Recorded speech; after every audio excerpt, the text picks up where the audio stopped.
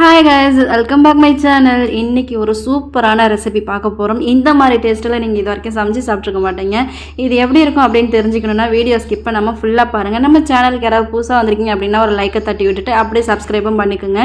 Video ஃபுல்லாக பார்த்தா தான் உங்களுக்கு புரியும். சூப்பரான ரெசிபி, டிஃப்ரெண்ட்டாக நிறைய நான் போட்டுட்ருக்கேன். சரி வாங்க வீடியோக்குள்ளே போகலாம். எனக்கு ஒரு மகன் இருக்காண்டா, சிங்கம் மாதிரி.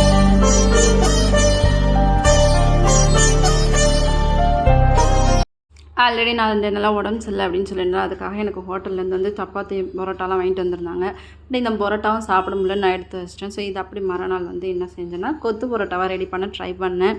ஸோ எப்படி அப்படின்னு பார்த்தீங்கன்னா ஒரு 6 பரோட்டா போல் இருந்தது. கொஞ்சம் எண்ணெய் நல்லா போட்டு முருகெல்லாம் நல்லா வறுத்து பொசன்னு இருக்கிற அளவுக்கு நான் வந்து வறுத்து எடுத்துக்கிட்டேன். அதுக்கப்புறம் ஒரு வெங்காயம், ஒரு குடமிளகா, ஒரு தக்காளி, இந்த 3 பொருளை கட் பண்ணி எடுத்துக்கிட்டேன்.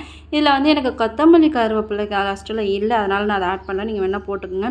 ஸோ இப்போ பாருங்கள், இந்த வந்து நான் வறுத்து வச்சுருந்தேன். அதாவது நல்ல எண்ணெயில் வந்து வறுத்து எடுத்துக்கோங்க பரோட்டாவை. எடுத்துக்கிட்டு அதுக்கப்புறம் நீங்கள் வந்து மிக்சியில் போட்டு அடிச்சிக்கிட்டிங்கன்னா அது பூ மாதிரி ஆகிடும். ஸோ அதுக்கப்புறம் நீங்கள் அதை வந்து தனியாக எடுத்து வச்சுட்டு இப்போ பாருங்கள், நான் குடமிளகா 1 கட் பண்ணி எடுத்து வச்சுக்கிட்டிங்களா, இதை நீங்கள் நல்லா பொடியாக கட் பண்ணி எடுத்துக்கோங்க. உங்களுக்கு கொஞ்சம் பெருசாக வேணுன்னா கூட ஓகே. எப்போ இதில் நான் என்னென்னலாம் போட போகிறேன்னா இஞ்சி பூண்டு, கரம் மசாலா, கொஞ்சோண்டு சிக்கன் மசாலா, அதுக்கப்புறம் மஞ்சத்தூள், மிளகாய்த்தூள். இதுக்கப்புறம் என்ன போட போகிறேன்னா கொஞ்சோண்டு ஆச்சி சிக்கன் 65 மசாலா. ஸோ இது மட்டும்தான் நான் போட்டு நல்லா பாருங்கள். இந்த மாதிரி சுக்காவாக இருக்கட்டும், ட்ரையாக இந்த மாதிரி பண்ணிக்கோங்க. ரொம்ப தண்ணிலாம் ஊற்றாதீங்க. இப்போ வந்து நம்ம வந்து நெக்ஸ்ட்டு ப்ராசஸ்க்கு போயிடலாம். பாருங்கள், இப்போ வெங்காயம், தக்காளி, இந்த பொடி பண்ணி வச்ச பரோட்டா, அதுக்கப்புறம் நான் மிக்ஸ் பண்ணி வச்சுருக்கிறேன் குடமிளகாய் தான் எடுத்து வச்சுருக்கேன். இப்போ நம்ம வந்து இதில் வந்து எண்ணெய் ஆட் பண்ணிக்கலாம். எண்ணெய் ஆட் பண்ணிக்கிட்டு கொஞ்சம் வெங்காயம், நான் இதெல்லாம் வந்து கொஞ்சம் லைட்டாக தான் வதக்க போகிறேன். ஏன்னா இதுக்கப்புறம் தான் வந்து நம்ம அதிகமாக வந்து இதில் வந்து தக்காளி, அதுக்கப்புறம் குடமிளகா மசாலா எல்லாமே போட்டு நல்லாவே ஃப்ரை பண்ணணும். நல்லா ஃப்ரை பண்ணி அது ஒரு பதத்துக்கு வந்ததுக்கப்புறம் தான் நம்ம இதில் வந்து தண்ணி ஊற்ற போகிறோம். ஸோ அதனால் நீங்கள் வந்து ஃபஸ்ட்டு வந்து ரொம்பலாம் வதங்கலையே அப்படின்லாம் யோசிக்காதீங்க. கொஞ்சம் மைல்டாக வதங்கினாலே ஓகே தான். ஸோ அதுக்கப்புறம் நான் தக்காளி போட்டிருக்கேன் பார்த்தீங்களா. இதுக்கப்புறம் தான் நான் இந்த குடமிளகா வந்து நான் இதில் சேர்க்க போகிறேன். ஸோ சேர்த்துக்கிட்டேன் பார்த்தீங்களா. இதுக்கப்புறம் என்னன்னாக்கா இதை கொஞ்சம் நல்லா வதக்கி எடுத்துக்கோங்க. இதில் நீங்கள் வந்து வதக்கும் போது கொஞ்சமாக தான் தண்ணி விட போகிறீங்க, ஆனால் நல்லா கிளறி விடுங்க. ஏன்னா அடிப்பிடிக்க நிறைய வாய்ப்பு இருக்குது. ஏன்னா இதில் வந்து நம்ம வந்து சிக்கன் 65 மசாலா வந்து ஆச்சி தூள் போட்டிருக்கோம் இல்லையா, அது கொஞ்சம் கீழே வந்து ட்ரையாக அது வந்து அடிப்பிடிக்கிற மாதிரி ஆகும். அதனால் நீங்கள் அப்பப்போ வந்து கொஞ்சம் நீங்கள் வதக்கி விடும் போதே கிளறி விட்டுக்குங்க. நான் தண்ணி இவ்வளோ தான் நான் கொடுத்துருக்கேன் இந்த கொத்து பரோட்டாக்கு. இதில் வந்து உங்களுக்கு குடமிளகா வந்து ஒரு அரை பதம் வெந்தால் போதும், ஃபுல்லாகவே வேக வேண்டாம். ஒரு 10 நிமிஷம் தான் நான் வந்து கொதிக்க விட்டேன். பாருங்கள், இந்த மாதிரி ஸ்டேஜுக்கு வந்தோடனே இதை கொஞ்சம் அடிப்பிடிக்கிற மாதிரி தான் வந்துருச்சு. அதுக்கப்புறம் சரி பண்ணியாச்சு. ஸோ ரொம்பலாம் அடிப்பிடிக்கலை.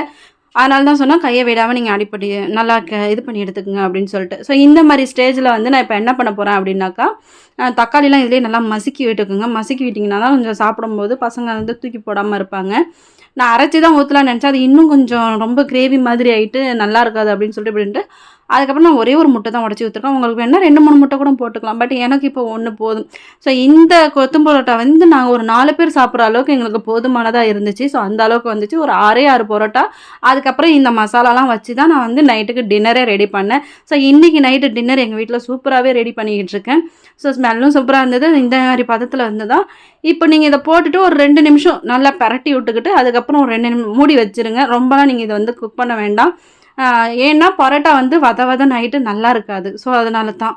ஸோ இந்த மாதிரி ஸ்டேஜில் வரும்போது நான் நல்லா இது பண்ணி எடுத்து வச்சுக்கிறேன். ஸோ இப்போ மூடி போட்டு முட்டாச்சு. ஸோ இதுக்கப்புறம் நீங்கள் இதை சுட வந்து நீங்கள் அப்படியே கூடமா பரிமாறலாம். பட் இருந்தாலும் நைட்டுக்கு வந்து நான் உங்களுக்கு இது தான் காட்டிக்கிட்டு இருக்கேன். ஸோ இன்னொரு பக்கம் வந்து நான் தோசை வந்து மலாட்டா சட்னியை ரெடி பண்ணி வச்சுருக்கேன். இதுக்கு மலாட்டா சட்னி போட்டு சாப்பிட்லாம் அப்படின்னு சொல்லிட்டு. பட் சும்மாவே சாப்பிட செம்மையாக இருந்துச்சு. இந்த வீடியோ கண்டிப்பாக உங்களுக்கு பிடிச்சிருக்குன்னு நினைக்கிறேன். பிடிச்சிருந்தா லைக் அண்ட் ஷேர் பண்ணிக்கோங்க. மறக்காம சேனலை சப்ஸ்கிரைப் பண்ணிக்கோங்க. மோர் வீடியோஸ்க்கு பேஜை ஃபாலோ பண்ணிக்கோங்க. இந்த மாதிரி நிறைய டிஷ்லாம் உங்களுக்கு நான் வந்து நிறைய ஆல்ரெடி போட்டுட்டு தான் இருக்கேன். இதுக்கு மேலேயுமே நிறையா போடுவேன். அதுக்காக நம்ம பேஜை ஃபாலோ பண்ணிக்கோங்க. தேங்க்ஸ் ஃபார் வாட்சிங்.